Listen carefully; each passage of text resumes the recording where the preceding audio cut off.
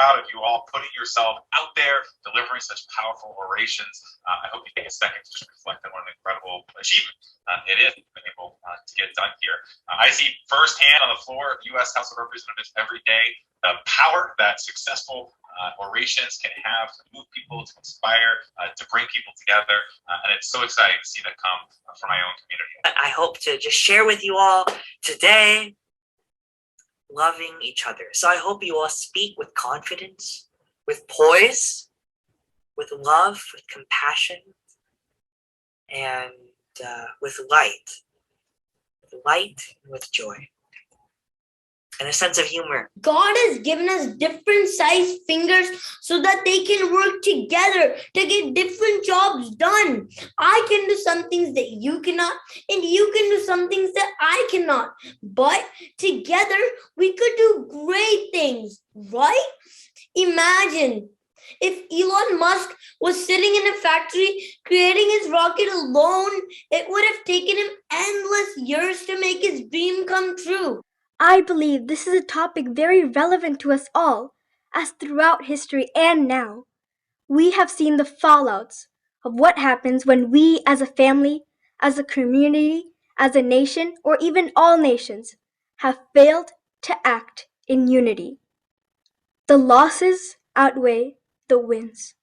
These little caterpillars are ready to become butterflies later, and they're making the most of it, writing a speech, memorizing it, and performing. All these three very important principles of leadership are being inculcated at the grassroots levels, and they're taking that.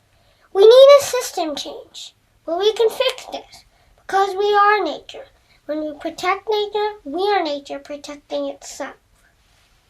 I am doing my part by being a vegetarian, recycling, and not using plastic.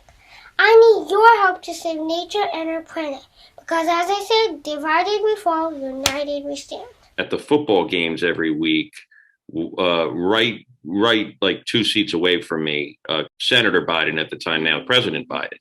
And one of the things that he mentioned in a random conversation, he said, if you can sit at the same dinner table as people that you disagree with, you're more likely to come to an agreement. Division between teammates can often be troublesome, but division within a country, that can lead to devastating effects. Having different ideas is not a bad thing, but stubborn, pointless arguing is. Today's theme, Divided We Fall, is something that we should really pay attention to these days. And I like how each one of you took that and made it your own, instead of just having the same talking points that the politicians have been, speaking on for time immemorial. But after the 2020 election and social media rising, the great America has now become the greatly divided America. So you see, these tiny, helpless creatures survive in the dangerous wild because they realize they need each other. We come from different nations, speak different languages, and eat different types of cuisines. Amazingly, the 8 billion people of us have different fingerprints. And that is the beauty of our creation. We are made out of this little DNA, right, that defines how our eyes look, how our face look, how we move our hands, how we smile.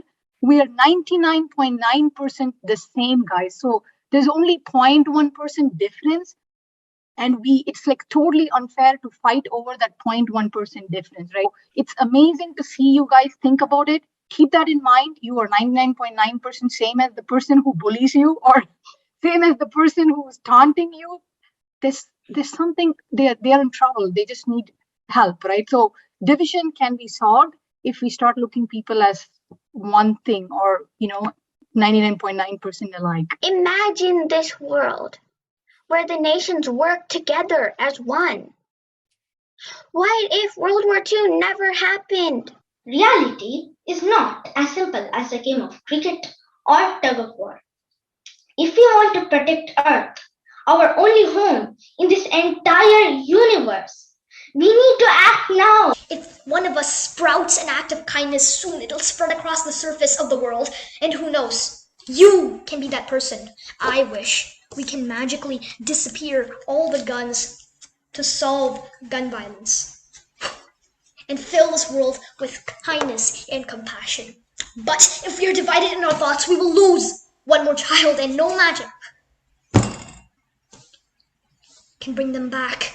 For a living, I work with people who have made some bad choices. So it's nice to see young people who are so successful and are really thinking about big issues. It was great to see you guys talking about gun violence and homelessness and COVID.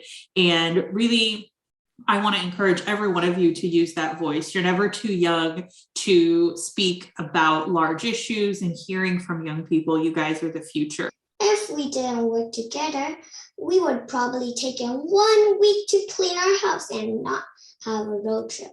If you're this passionate now, imagine what it will be when, you get older and you're able to kind of get in there and participate with government and, all of the systems that we're working within. I can't wait for it. As you see, Lilia is able to succeed in school and in gymnastics with a steady and undivided mindset.